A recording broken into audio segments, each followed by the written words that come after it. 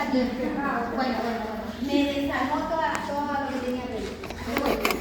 Bueno, así es Córdoba. Quería primero damos comienzo, como estaba comentando, a esta segunda charla en esta jornada del 2025 dentro del marco de la desinformación remando por un mundo mejor. Y nunca mejor dicho que remando con un tema de mucha actualidad, no de ahora sino de muchos años, que es explorando la guerra.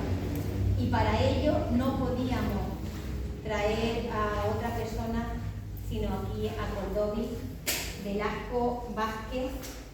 Bienvenida y gracias por estar aquí. Muchas gracias.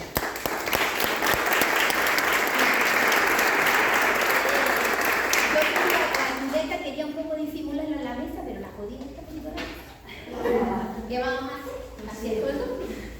Entonces, decir de ella que es profesora asociada a tiempo parcial de trabajo social en la Universidad de Las Palmas de Gran Canaria, investigadora social y vocal de movimientos sociales en la Junta de Gobierno del Colegio Oficial de Diplomados de Trabajo Social, y el eje para sus participaciones es el trabajo por la justicia y la paz ligado al antimilitarismo.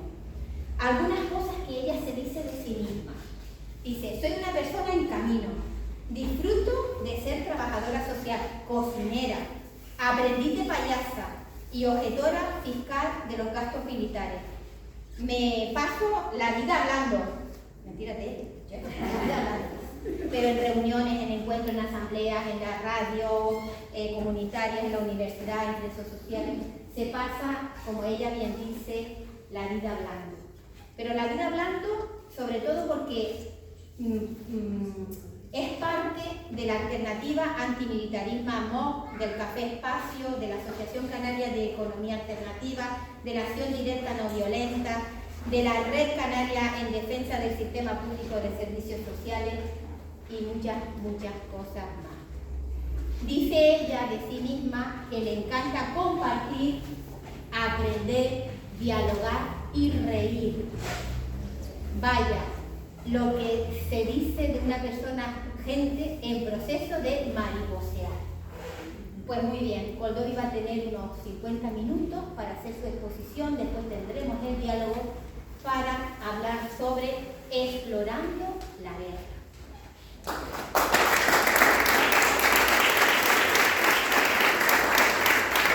Muy bien, muchísimas gracias, Loli, por la presentación tan cariñosa. Y muchísimas gracias por organizar este tipo de actos. En este tiempo tan difícil, tan convulso, regalarnos espacios para conversar, para dialogar, para analizar juntas y para ver alternativas de esperanza es ya un acto revolucionario, un acto de transformación social. Así que muchas gracias a las tres organizaciones que lo han cultivado, organizado y que llevan toda la vida haciendo que el mundo sea mejor, ¿verdad? Hoy es 15 de mayo y es un día que se juntan como dos celebraciones, ¿no? La gente que somos parte de la Internacional de Resistentes a la Guerra celebramos cada 15 de mayo el Día de la Objeción de Conciencia, el día en que celebramos que hay personas que dicen no a la guerra, no en mi nombre, no voy a participar de ella, ¿no? Y en el mundo hay mucha gente que está en esa conciencia y que son desertoras o que no hacen el servicio militar o no participan en la guerra y se juegan prisión, tortura, tener que salir de su país, etcétera, etcétera. Para ellos y ellas va esta bladita, ¿no? Porque son la gente que poniendo su cuerpo hacen posible el que esto de la guerra se vea interrumpido, ¿no? Y ya es un primer elemento muy importante. Y también hoy celebramos el 77 aniversario de la Nakba, que es la catástrofe, ¿no? En la que se crea el Estado de Israel y expulsan de la tierra palestina, ¿no? Confundiéndola con la tierra prometida, y expulsan a la gente palestina, y hoy, especialmente con el genocidio que estamos viviendo en Gaza, pues es un día muy importante para exigir el alto al genocidio, el fin de la colaboración militar y el total embargo de armas de España a Israel, que sigue comerciando España desde el 7 de octubre, desde el 2023, con el Estado genocida de Israel, y también para exigir el derecho al retorno, a que cada persona pueda vivir en su tierra, o por lo menos donde quiera vivir, ¿no? Imagínense, hoy tenemos un día muy especial que confluyen dos cuestiones muy importantes, ¿no? Y... miren, no importa, no se vuelva a colocar, digo yo, si no, así está el mundo, ¿no? Medio desbaratado. Lo que vamos a intentar hoy conversar es ponernos estas gafas, ¿no? Tan marchosas, ¿no? Estas gafas que son, desde la perspectiva que nosotras tenemos en la alternativa antimilitarista MOVE, Acción Directa No Violenta, es la paz, la mirada del pacifismo, del antimilitarismo y de la no violencia, ¿no? El PAN, que le decimos, ¿no? Nuestro PAN es el pacifismo, el antimilitarismo y la no violencia, que todo va junto. Y a veces mirar la realidad con estas gafas, ¿no?, nos supone, pues, ahondar en algunas cosas que normalmente no se suelen ver, ¿no?, que están ocultadas o están invisibilizadas, porque no interesa que las veamos, ¿no?, como los presupuestos militares, que de ello vamos a hablar, ¿vale? Entonces, en este intento de ponernos estas gafas, ¿quieren que las pasemos por ahí? Porque realmente cuando nos ponemos estas gafas, bueno, la cosa cambia. Después la pasamos, a ver si me sale arreglarlo. Lo que quiero compartir con ustedes son tres cosas. Una primera parte muy chiquita, que es una introducción muy general del por qué la guerra, que todas lo sabemos, pero que es importante que nos lo recordemos, porque hay veces que el día a día nos mete en hacer como normal que haya guerra, hacer como normal que haya desigualdad y pobreza, hacer como normal que haya discriminación, que haya maltrato, que haya discursos del odio, ¿no? Entonces, para ayudarnos unas a otras en decir que esto no es natural, sino que esto es una producción, esta es una manera de hacer las cosas que se hace porque se elige una manera o unos intereses a defender. Eso es lo primerito, así que vamos a compartir. Y después, rápidamente vamos a pasar por intentar comprender esto de la guerra, ¿no?, de una manera muy general. Y el último pasito es los caminos a la paz. Y todo lo vamos a intentar ver desde el mundo, alguna cosita de la Unión Europea, España y Canarias, ¿vale? Para que no nos quedemos en lo mundial ni solo nos quedemos en lo local, sino tengamos una mirada de mundo acá, de acá y de mundo, ¿no? Porque eso también ensancha el alma y la perspectiva y la mirada siempre de estas gafas es una mirada de que estamos todas las personas, todos los territorios, todos los pueblos interrelacionados, ¿no?, y somos interdependientes, y lo que le pase a cualquier persona de cualquier lugar, en cualquier momento de la historia, nos afecta y nos importa. No somos indiferentes, ¿no?, que es, digamos, el principal mandato también de cualquier mirada pacifista, que es la ternura, el amor, ¿no? Y por otra parte también el principio esperanza, ¿no?, que las cosas se están haciendo de una manera determinada, pero no siempre tiene que ser así, ¿vale?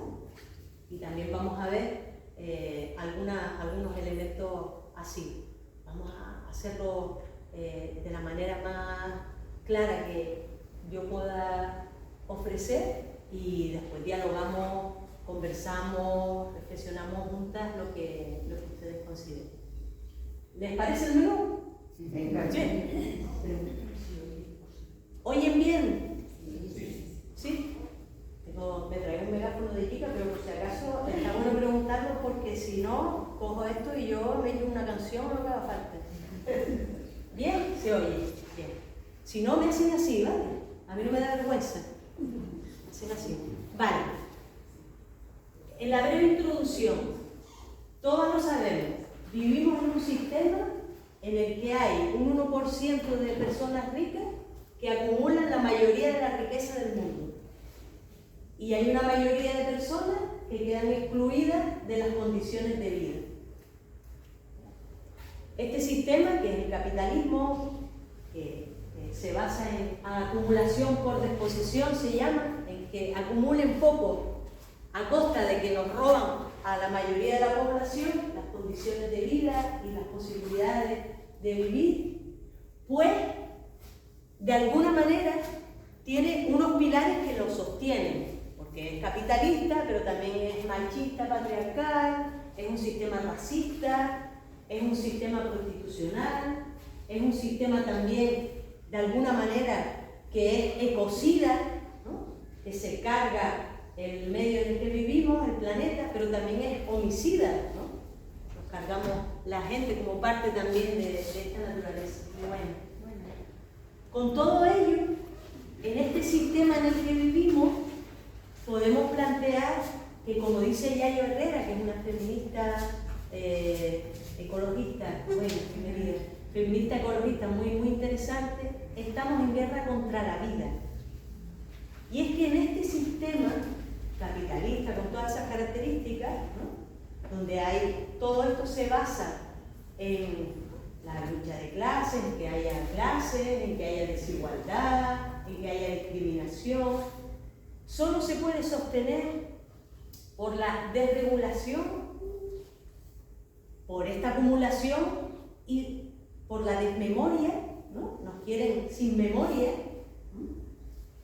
Sin recordar, y nos quieren desmoralizadas, ¿no? Sin esperanza, porque así es más fácil también manipularnos y tenernos de alguna manera como dice Fidel Delgado, un terapeuta, en el miedo ambiente, ¿no? El miedo ambiente, que es en el que vivimos, ¿no? El susto permanente, la desconfianza, porque así nos agarran aisladas, temerosas, ¿no? Sin tomar la calle, ¿no? Que estábamos hablando. Bueno, pues con todo esto, en este sistema hay un elemento también muy importante. Es que no hace falta ningún tipo de armas para asesinar a la gente. Cada minuto son asesinadas 11 personas cada minuto por hambre. Y hay recursos alimenticios para toda la humanidad. Entonces, ya hay una guerra. La guerra es permanente y es una guerra contra la mayoría de la población. Es más oculta, más silenciosa, más de goteo, ¿no? Pero este sistema, no hay paz en este sistema, no hay paz posible porque no hay justicia de ningún tipo, ni de género, ni medioambiental, ni social. Esa es nuestra mirada. Desde esta mirada así más general, para que se mantengan las cosas tal y como están, esto necesita de un refuerzo de la remilitarización y el aumento del control social.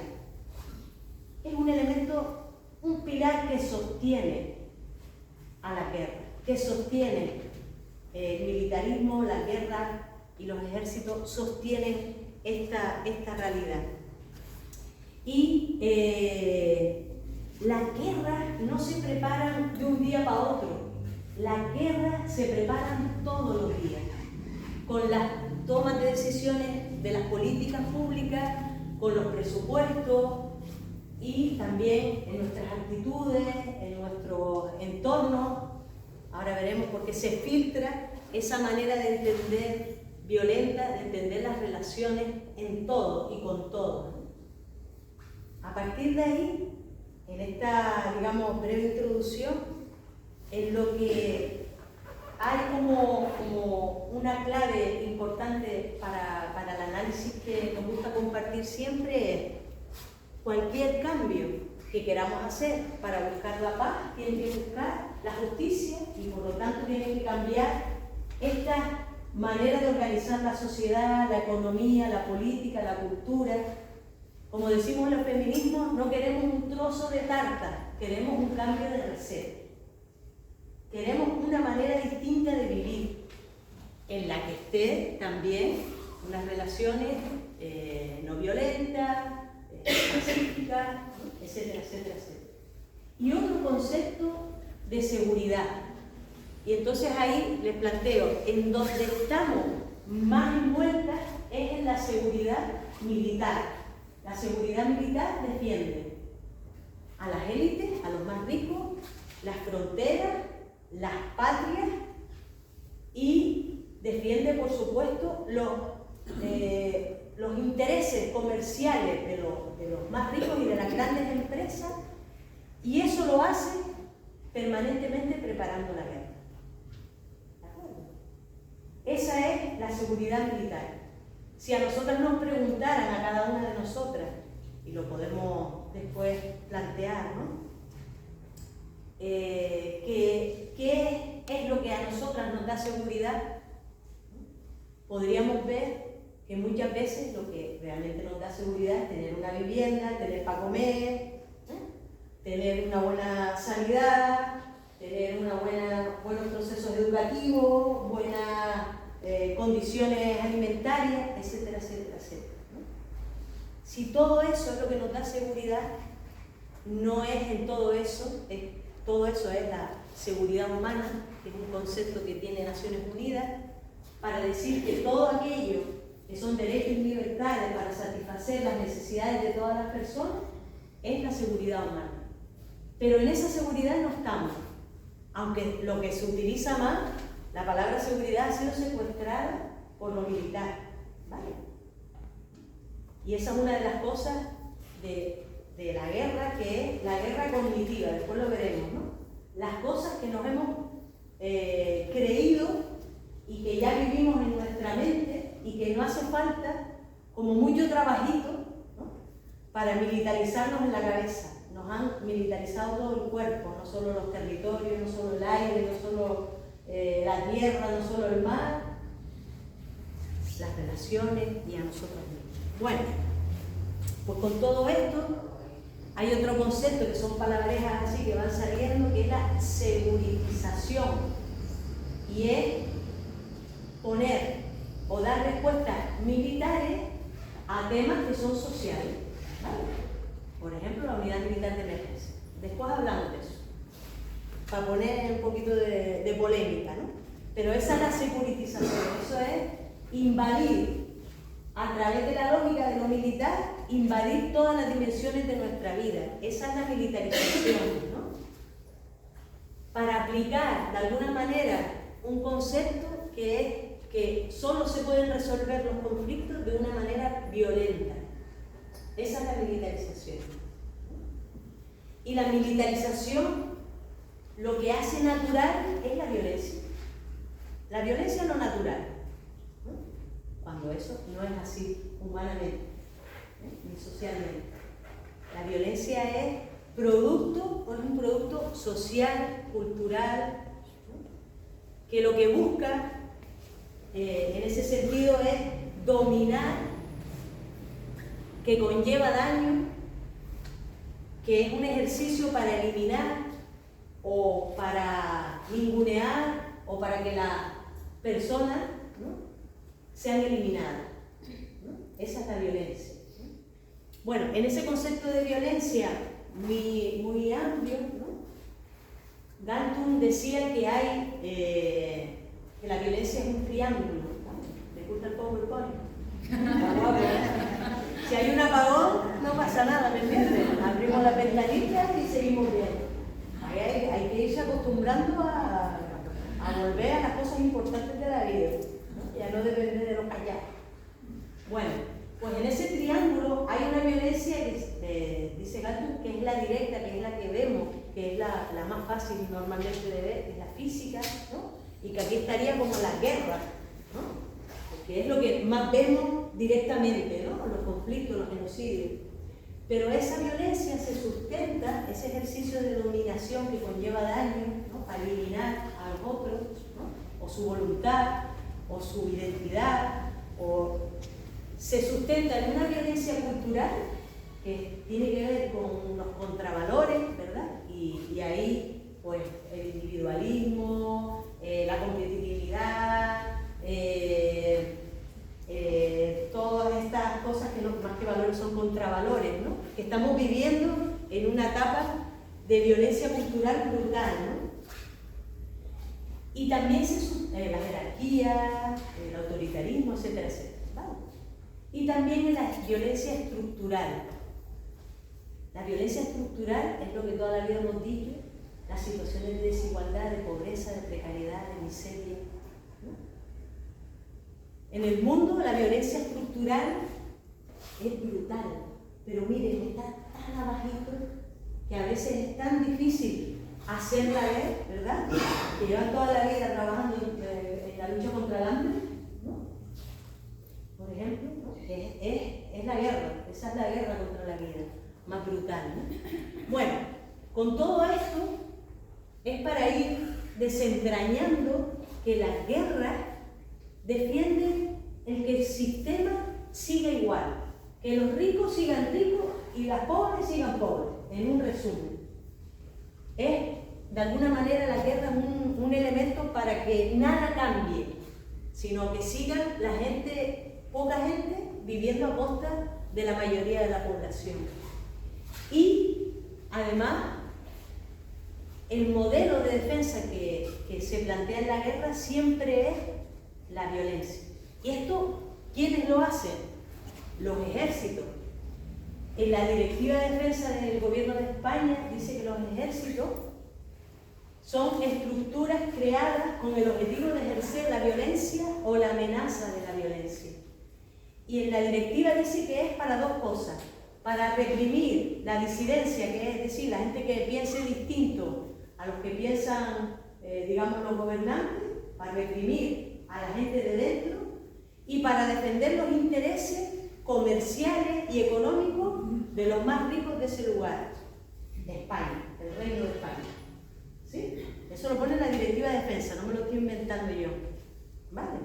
De tal manera que queda claro, los ejércitos, por mucho que los disfracen de rosa, de bomberos, de médicos, de músicos, ¿no? Como en nuestra imaginación nos lo van incorporando, ¿no?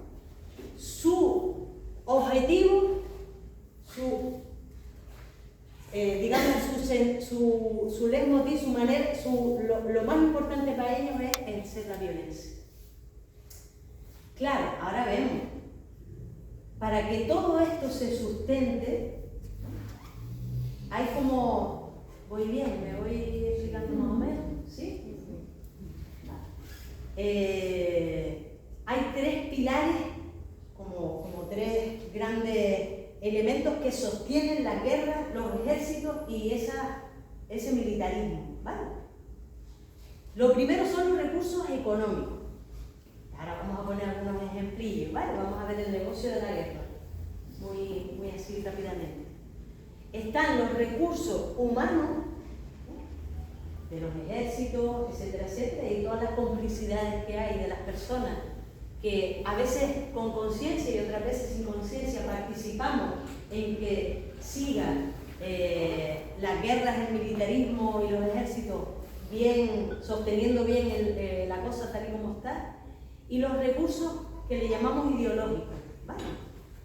Señalo aquí porque es como nuestras maneras de mirar, nuestra cultura, nuestro lenguaje, etcétera, etcétera, ¿vale? El cine, que nos va preparando, ¿verdad? La serie, etcétera, etcétera, nos va preparando para la guerra, ¿no?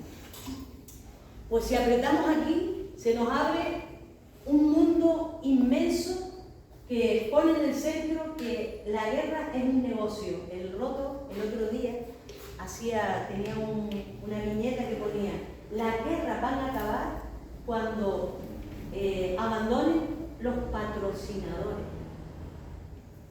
Y es así. Las guerras acaban cuando ya no hay negocio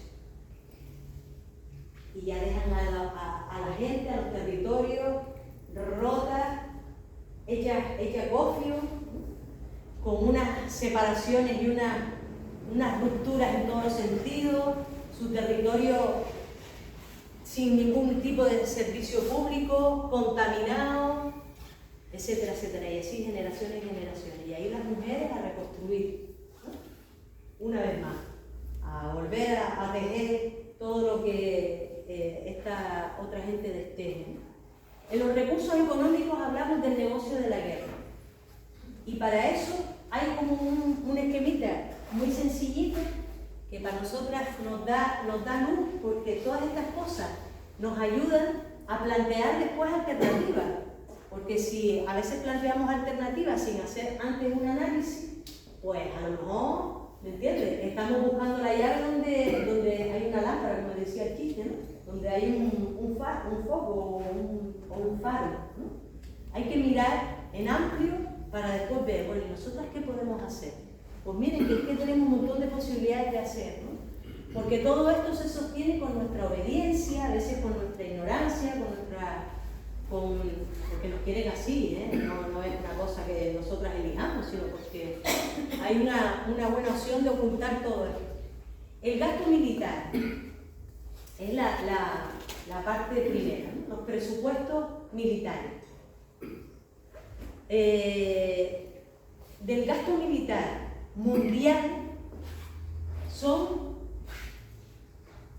el del 2024, que es el último que se ha planteado, 2,7 y póngale 12 0.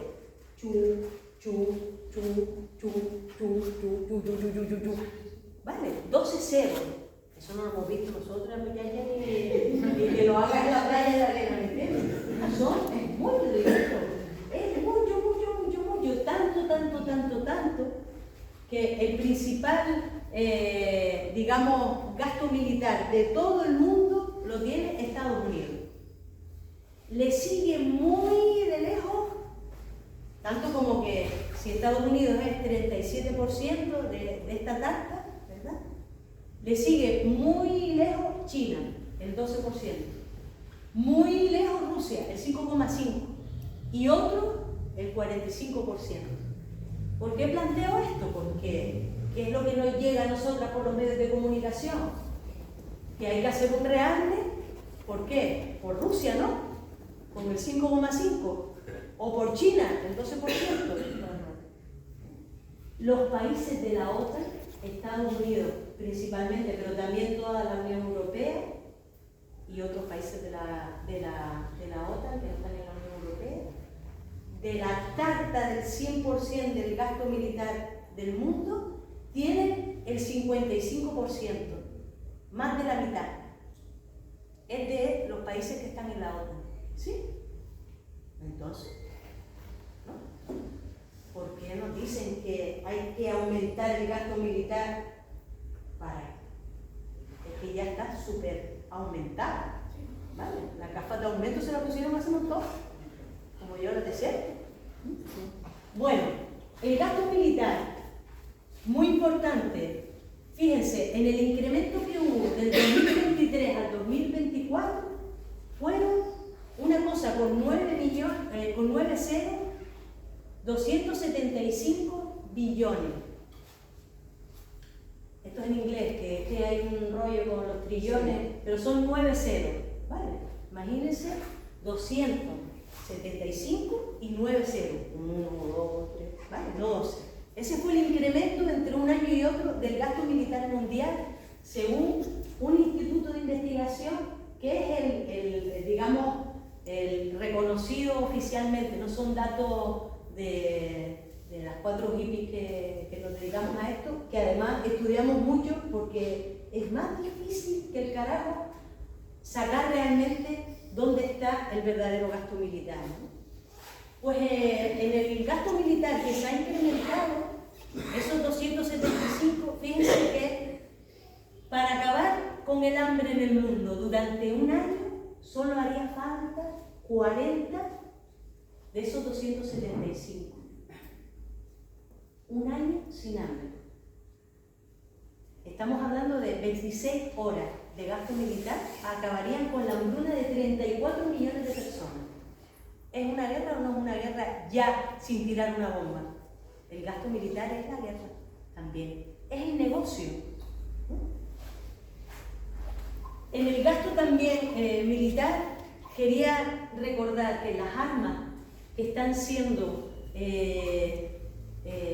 utilizadas en el genocidio, la mayoría es de Estados Unidos, con un 66%, un 33% de Alemania, qué contrasentido, ¿verdad?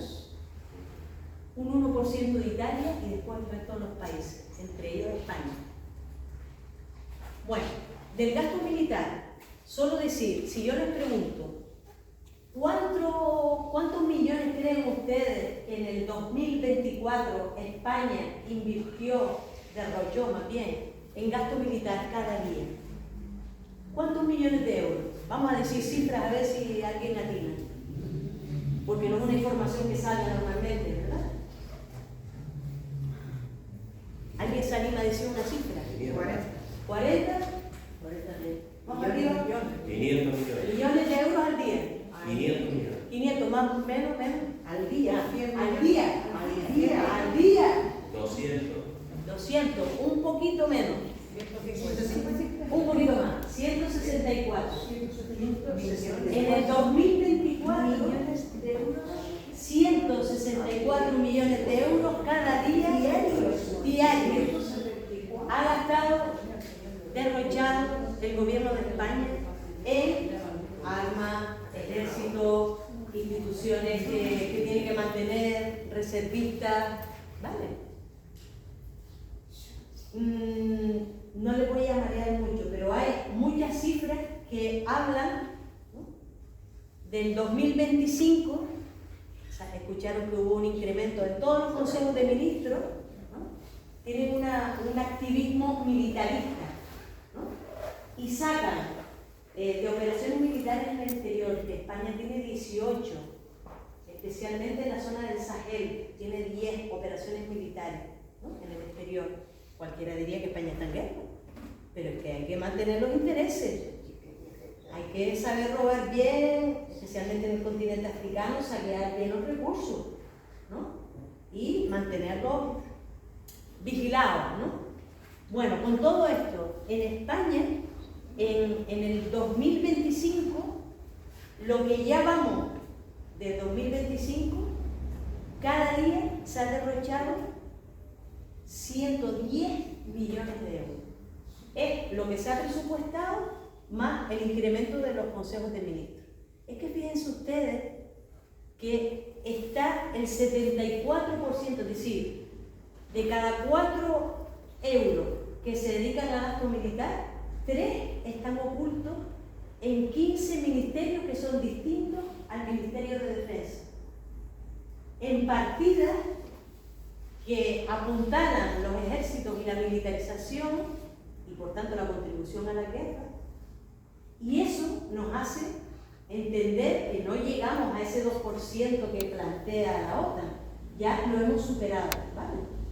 En el 2024 llegamos al 5% del Producto Interior Bruto y lo que vamos del 2025 vamos por 3,6 del Producto Interior Bruto.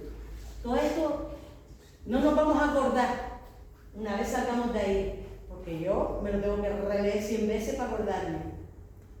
Pero la esencia de todo esto es lo que se deja de invertir. Bueno, primero que interesa, es un gasto militar inmenso, insostenible, que genera deuda y que si lo gastas en lo militar no lo puedes gastar en educación, justicia, sanidad, servicios sociales, vivienda, alimentación, las cosas que nos dan seguridad, porque se derrocha en otros aspectos. ¿Sí?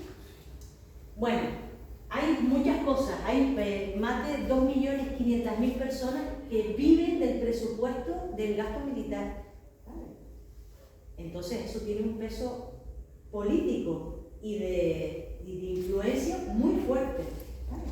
De cada 10 euros, 3 de lo que se invierte en el gobierno de España, de cada 10 euros, 3 son para armas. programas de armamento, ¿vale?, que están comprometidos de aquí al 2030. Curiosamente, hasta la fecha de los Objetivos de Desarrollo Sostenible, que nunca se van a cumplir porque no hay dinero, ¿no? Bueno, aquí hay una comparativa también de 39 y 9 ceros de este incremento nos llevarían a la financiación de toda la educación durante un año en todo el mundo, y de la sanidad 54. Por tanto, con el gasto militar, frente a esa situación de gasto militar, queda claro, bueno, y la Unión Europea que dice ahora que unos 800.000 euros de más, porque parece como que no había nada y de repente se van a poner 800.000, ¿no? No, ya había mucha inversión en el gasto militar de la Unión Europea, ¿no?, de los países de la Unión Europea.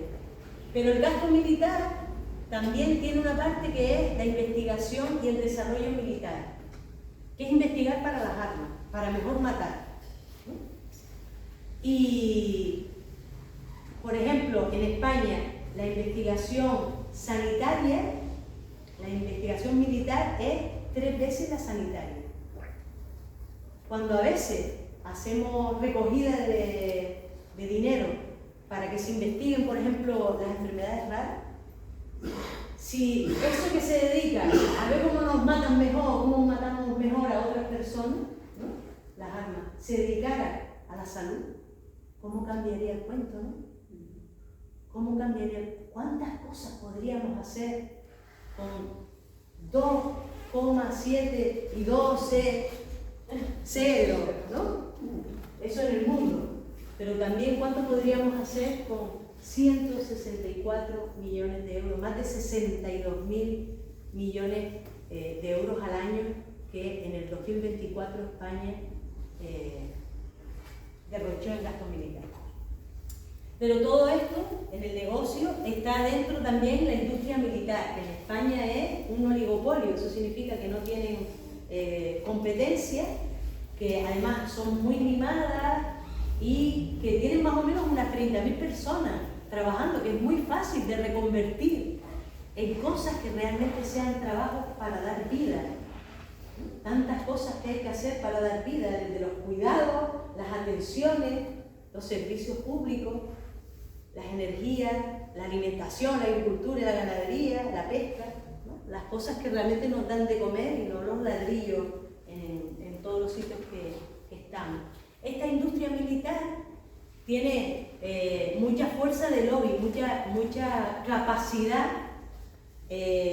para influir, y el Estado suele tener de esa industria unas pocas acciones, pero la mayoría de las acciones son de empresas extranjeras. O sea que tampoco hay ningún tipo de soberanía en relación a esto. Además de la industria militar está el comercio de armas. ¿Saben el puesto que ocupa España en el comercio de armas, contando todos los países del mundo? Díganme un número. El segundo. Un poquito más. Sexto. El octavo. De todos los países del mundo, más de 186 son territorios reconocidos. El octavo, siempre va entre el séptimo y el octavo. Segundo, ¿qué más quisiera España que eso, no?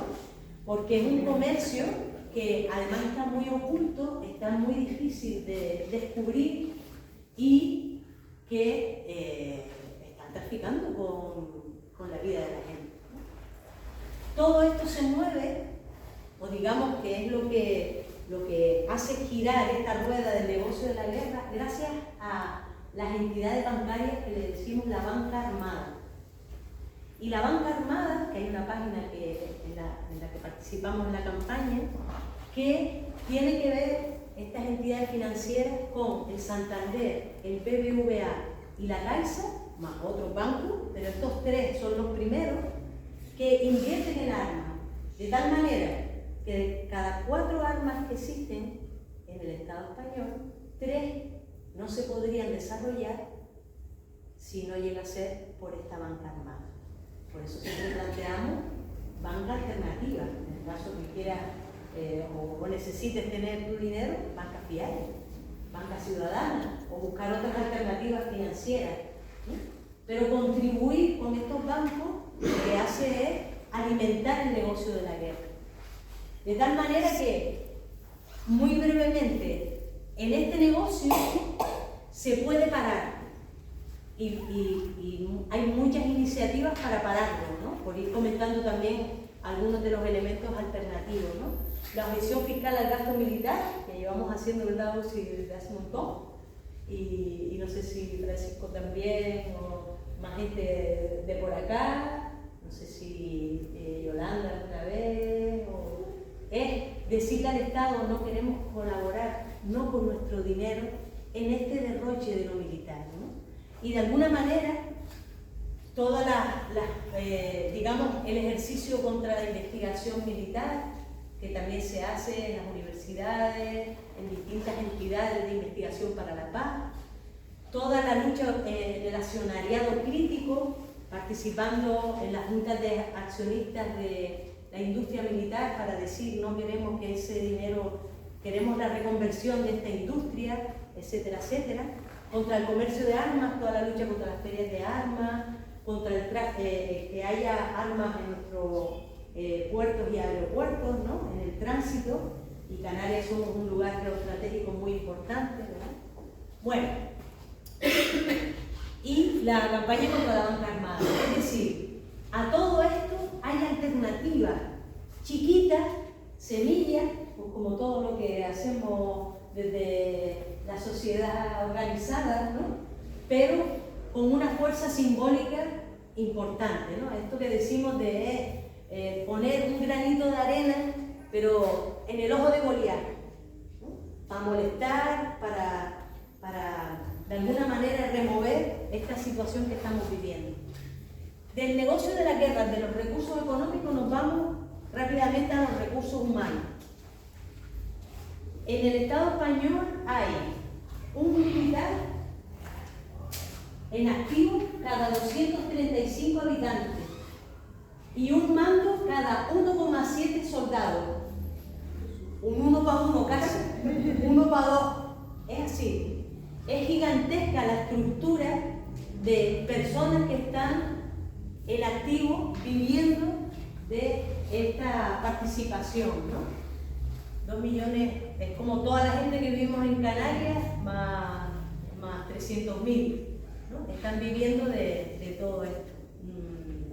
Bueno, lo de un soldado cada 235 habitantes, o en Canarias, un militar en activo cada 145, no tiene nada que ver con el entorno de la Unión Europea. La Unión Europea es el cuádruple, ¿vale? Es 4 veces eso.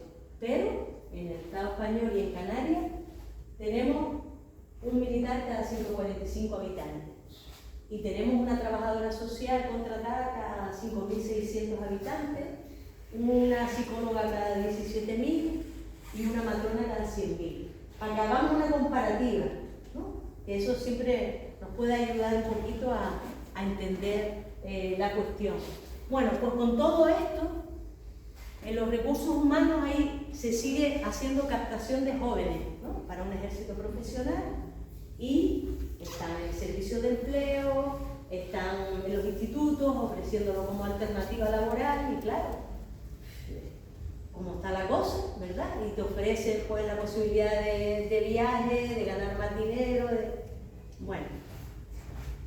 Y la colaboración de instituciones como universidades, la Universidad de Las Palmas, la ULPLC, colabora con los ejércitos, colabora con la OTAN, con investigaciones, etcétera, etcétera, ¿vale?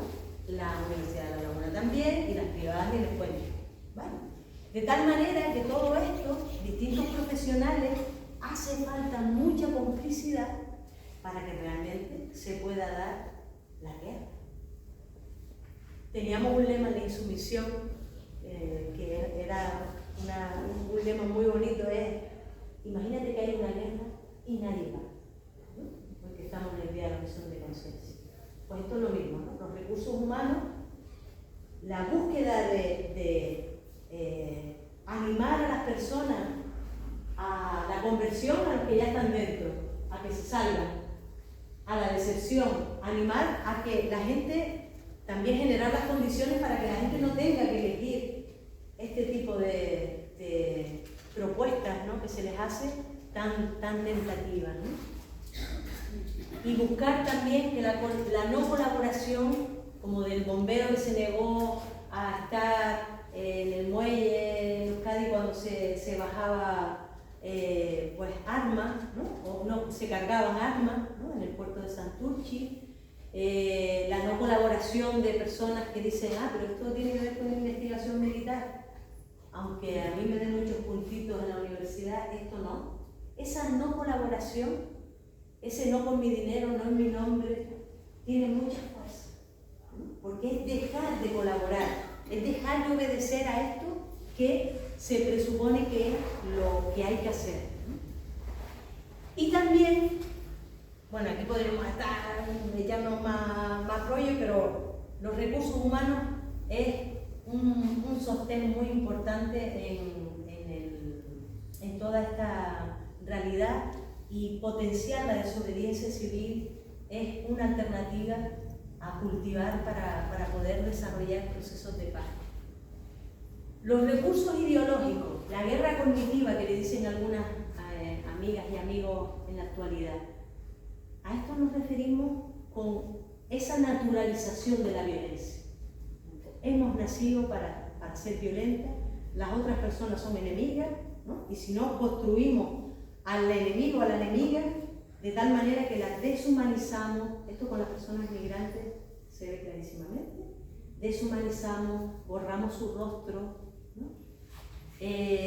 Hacemos generalizaciones, hacemos simplificaciones, no conocemos la historia, no conocemos las emociones, los sueños, ¿no?, de tal manera que en esa lógica que simplifica y cada vez más polarizadas, ¿no? No buscamos, antes lo estamos hablando, hay que buscar lo común, lo que nos confluye, lo que nos junta, ¿no? Y en esta sociedad lo que más se lleva, ¿no?, desde la violencia es buscar lo que nos separa, ¿no?, y señalarlo, subrayarlo y no disfrutar con la diversidad y la variedad que tenemos, ¿no? Después están los maquillajes humanitarios. Ningún ejército, decimos desde Alternativa Antimilitar, defiende la paz. Ninguno, porque no están construidos para eso. Entonces hay que hacer a veces un maquillaje humanitario, ¿no?, o para que lo podamos legitimar, pues tienen que apagar incendios, ponernos vacunas, ser los rastreadores, ¿no? En el COVID tuvimos una hinchaera de militarización que no era más que entender que hiciéramos natural el que la única respuesta que hay es la militar para temas sociales, ¿no?, cuando sabemos que sale muchísimo más barato y es muchísimo mejor el que sea el control desde los servicios públicos y desde lo civil, ¿no? ¿Cómo vamos de tiempo? 5 minutos, hasta así que Dios me lleve. Me había dicho, avíseme los 20 minutos, y ella no, ella es tremenda. Y ella dice, déjala, bueno, por 5 minutos, hasta donde cerremos, pero para dejarlo un poquito en alto, porque si no, nos deprimimos. Bueno, también en esto, el lenguaje que construye la violencia, ¿no?, cuando dicen aquello de, no, porque lo que vamos a hacer es, esta persona ha sido, como dicen cuando asesinan a alguien que a lo mejor supuestamente a lo mejor es la que cometió un atentado. ¿Se recuerdan de la palabra que se utiliza normalmente en la tele? Presunto. Presunto. ¿Presunto? Eso ni lo dice. Imprudente. No, pero si lo matan. Los daños colaterales. Bueno, daños colaterales es una de las palabras eufemísticas que se utiliza, que es fuertísima también. El responsable, el actor. Sí, pero no se le dice se ejecutó, ¿no? Sin juicio, se le aplicó la pena de muerte. No, normalmente lo que se dice que es se le abatió. Sí. Fíjense que a través del lenguaje, de las películas, del cine, los cuentos, ahí Yolanda hay mucho trabajo de narrativa que tú intentas junto con otra gente cambiar y transformar, ¿no? Y es un trabajo fundamental porque las palabras que nos meten, todas justifican la violencia, ¿vale? Como única vía, como única manera. Con todo esto, y para terminar, en la militarización de todo hay propuestas, como hemos ido diciendo, porque la paz no solo es la ausencia de guerra, sino es eliminar todo tipo de violencia. La estructural, estas desigualdades, la cultural es una propuesta revolucionaria de valores distintos y eso nos lleva a parar esta violencia directa, ¿no? Hay campañas, hay acciones, hay organizaciones en Canarias, por ejemplo, estamos articulándonos contra el Día de las Fuerzas Armadas que se va a realizar en Tenerife y en Gran Canaria, que somos plataforma por un estatuto de neutralidad, porque queremos que Canarias sea un lugar de encuentro, de resolución de conflictos, un lugar donde realmente no seamos una base militar, ni se hagan ensayos de guerra aquí, ¿no? Porque como decimos en la Internacional de Resistentes a la guerra es un crimen contra la humanidad y el resto de la naturaleza, que nosotros somos una partecita nada más, y nos comprometemos a acabar con las causas que están llevando a ello, ¿no? Buscar también, por otra parte, otro concepto de seguridad, que sea la seguridad humana. Otra propuesta de dedicación a estos presupuestos. Acoger, digamos, todas aquellas actividades que no preparen la guerra, sino que preparen procesos de paz, que nos ayuden a pacificar. Es lo que plantea la cultura de paz, ¿no? Democracia, derechos humanos, desarrollo y desarme, desmilitarización. Pongamos en la agenda de todos los colectivos un elemento más, que es desmilitarizarnos, ¿no? Nuestros territorios y nuestras vidas, ¿no? Y con todo esto, la invitación siempre es a cultivar un elemento, eso a mí se oye distinto, una cosa más seria. Aquí les traen un viaje perra, para que se lleven unos 500 euros cada uno. Y hay una comparativa de un portaaviones, 50 hospitales, un casa Eurofighter, 2 hospitales, un tanque Leopard, 6 colegios, para que lo tengan presente y después, oye, si lo pueden cambiar y hay alguien que me entiende, pues me avisa, ¿no? Me avisan a ver cómo lo hacen. Bueno, para acabar, podemos construir y estamos construyendo otro mundo, protestando contra la guerra, pero también proponiendo lo que decía Gandhi, o se hablaba y se habla en nuestros colectivos pacifistas, antimilitaristas y no violentos, volver otra vez a crear programas constructivos que sean una propuesta de vida distinta a la que se nos plantea, ¿no? Y acabo con una frase de Paulo Freire, ¿no? Él decía: es preciso tener esperanza, pero esperanza del verbo esperanzar, porque hay gente que tiene esperanza del verbo esperar. Y la esperanza del verbo esperar no es esperanza, es espera. Esperanzar es levantarse, todavía no. Esperanzar es construir, esperanzar es llevar adelante.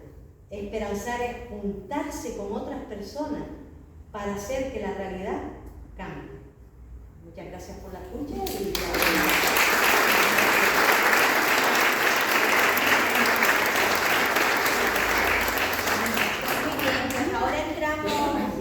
diálogo de preguntas. ¿Cómo prefieres? Vete repartiendo la pasta. bueno, dinero, ¿sabes? Yo para comprar. ¿Qué prefieres? ¿Que te hagan varias preguntas y contestas o preguntas individuales? ¿Cómo prefieres? Reflexiones. Vale. Mientras ella reparte la pasta, el dinero, vayan pensando en qué preguntas podemos hacer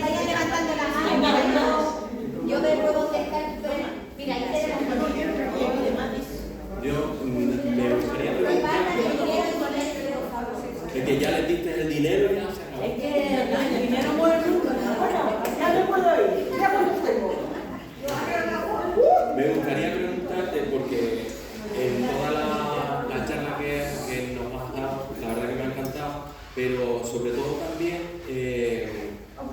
ha coincidido en algunas ocasiones, en algunas cositas, con la charla del máster, ¿no? Sobre todo con el tema de la banca ética, etcétera, todo este tipo de cosas. Entonces, toda esa información, pues seguramente sería bueno el poder tenerla, ¿no? Pero a mí me gustaría ir un poquito más a tu trabajo, a tu persona en sí, ¿no? Y si toda esta lucha, durante todos estos años que te conocemos y que sabemos que has estado al pie del cañón, A pie de obra, vamos a al pie decir. del cañón, por eso decía al pie del cañón. El lenguaje está muy militarizado. Sí, a lo mejor, pero a lo mejor al pie del cañón poniéndole el tapón delante. Poniendo el taponcillo. Exacto. Entonces, me gustaría saber si las consecuencias, supongo que tú responderás muy claramente en ese aspecto, las consecuencias que has tenido en la lucha han sido graves, te merecen la pena, merece la pena la lucha, un poco así. Esta es una pregunta para todas, ¿no? Y gracias, Francisco, por tu pregunta reflexiva. Yo diría que merece la alegría, porque somos, antes lo estaba hablando con Ausi, ¿no? Que somos fruto de todas las personas que nos han precedido, a las que honramos, ¿no? Y que nos han dejado pues tantas lecciones de vida importantes, ¿no? Y muchas veces nosotros simplemente cogemos los testigos y vamos como haciendo lo que tenemos que hacer para que realmente, con los privilegios con los que contamos, ¿no? Que yo cuento, por ejemplo, personalmente con muchos privilegios, esos privilegios ponerlos al servicio del bien común, de defender la comunidad, de promover comunidad, de compartir, ¿no? Lo que muchas veces hacemos en todos los ensayos que hemos hecho en la vida, ¿no? Porque la no violencia es puro ensayo, error, ensayo, y volvemos otra vez, ¿no? Intentarlo, yo creo que es algo que menos que hacer eso, por todos los privilegios y la responsabilidad que eso nos conlleva. Es decir, el tener privilegios nos conlleva a hacernos responsables realmente de lo colectivo, de lo comunitario, de que todo el mundo, ¿no? tenga posibilidad de vivir, de desarrollarse, de crecer, de disfrutar, ¿no? Y las consecuencias que eso conlleva para, digamos, el sistema es represión, es marginación, es precariedad, es nada de la espectacularidad, nada de tener foco, ¿no? Muy al contrario, señalamiento, represión, tortura, multa, ¿no? Pero el poner de alguna manera en el foco que es posible hacerlo porque hay gente que lo ha venido haciendo y gente que lo hacemos, es hermoso, ¿no? Este mundo es transformable y cada una tenemos buenas parcelitas, ¿no? Que si unimos, a mí me encanta el ejemplo siempre del gigante de los viajes de Gulliver, ¿no? Ese gigante, un lacito no lo mantenía quieto y atrapado. El sistema es tan grande que podemos hacer que nos necesitamos todas, y nos necesitamos todas las organizaciones, todos los colectivos, pero teniendo conciencia de que estamos cada una poniendo un lacito y que el proyecto es parar esta locura, esta barbarie y buscar otras alternativas, ¿no? Que nos hagan felices a todas, ¿no? Y también te digo, yo en el proceso de lucha he conocido a gente, que hay gente aquí en la sala también, ¿no? Tan maravillosa, tan inspiradora, que dan tanto aliento, está también por aquí, y que nos hacen creer que otro mundo es posible, que merece la alegría de compartir todo esto. ¿No crees que la democracia y el sistema estructurado político que tenemos actualmente, con lo que hemos votado, en el que hay tanta gente que vive de la política, que se supone que es para representar ideas transformadoras, realmente es una tapadera para que no se produzca ninguna transformación. Que la democracia es como la represión de un sistema cruel, el capitalismo, en el que pretendemos tener una falsa libertad, que dice que tenemos a la hora de elegir, pero al mismo tiempo ha desactivado el potencial real del hombre a transformar, porque ya lo ha acomodado a una casta política casi funcionarial que representa a la orden de los grandes intereses multinacionales, ni siquiera nacionales, porque las naciones ya no existen, pertenecen a las grandes financieras y a los sistemas. Entonces, también los políticos de cada país sirven a esos intereses. Sí. Y nos engañan haciéndonos creer que son necesarios para la representatividad del pueblo. Pero no es cierto, el pueblo está desactivado. Porque su única esperanza de llegar a la política es totalmente inerte. Es una casta inútil, fragmentada, que todos vemos muchas verdades, pero ninguna sirve. Entonces yo creo que la democracia también es como la tapadera para que esto funcione. Haciéndonos creer una falsa libertad que no tenemos, en representantes inútiles, que nunca se van a mojar porque los han acomodado perfectamente del sistema, sean parlamentarios, ayuntamientos, gobiernos autonómicos, etcétera, etcétera, etcétera. Últimas reflexiones, preguntas, dudas, aclaraciones. Es una pregunta que te hago. Ahora, para que pueda, porque me alargué mucho. Porque hemos pasado, ¿cómo hemos sabido que pasemos de una creencia mayoritaria en la población del no a la guerra en 30 años a convencernos de lo importante y necesario que es el sí a la guerra? ¿De dónde ha venido ese miedo a la invasión? ¿Qué ha pasado en estos 30 años? Otra pregunta y ya ella contesta con el cierre. ¿Alguna pregunta más?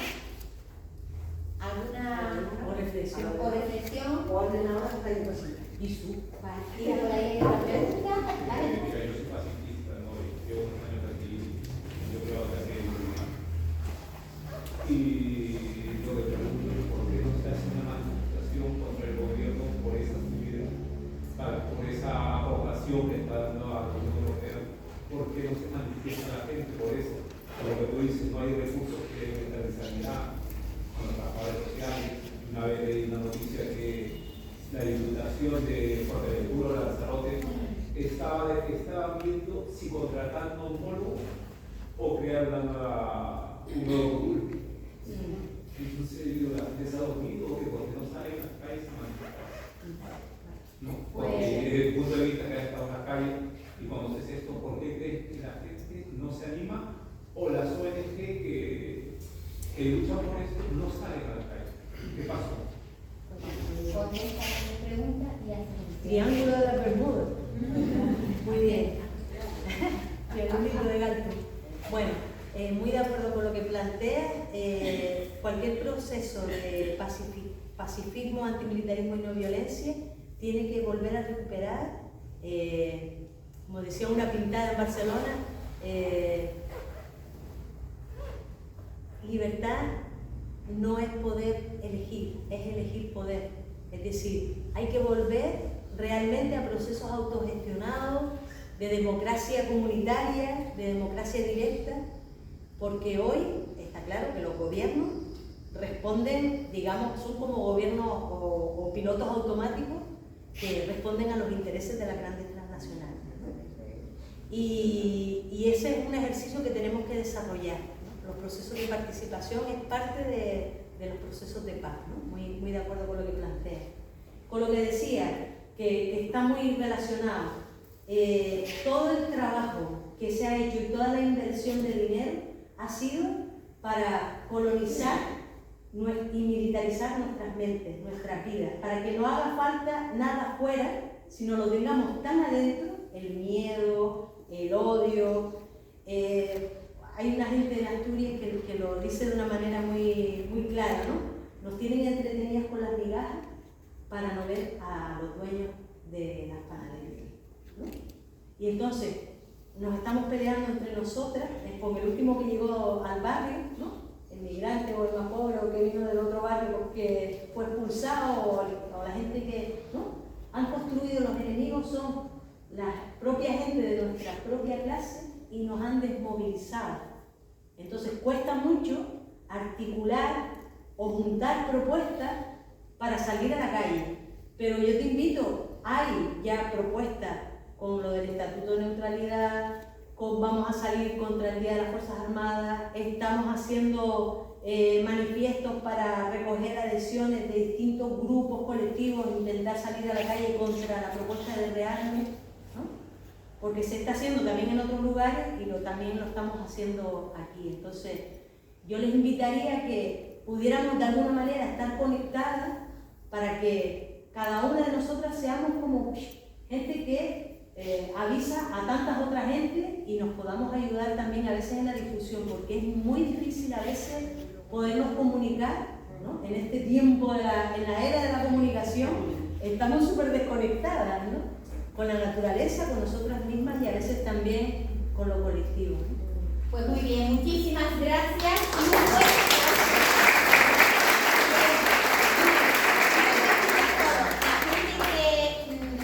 Seguir interesada, seguimos el martes que viene con la mesa de testimonio. La gente que quiera recibir esta charla o comunicación, que deje a Francisco, a Ángela, el WhatsApp, los teléfonos y pueden recibir la información. Y tercero, Yolanda va a presentar medio minutillo. Yo creo que hay muchas de las personas que ya... Pero bueno, lo recordamos. Pues lo recordamos. Como signo de vida y como símbolo de esta semana, de esta jornada, son esas plantas que hay allí al fondo y que les invitamos a que se lleven y que se lo lleven y además llevándoselo pues colaboren con un proyecto que desde el grupo de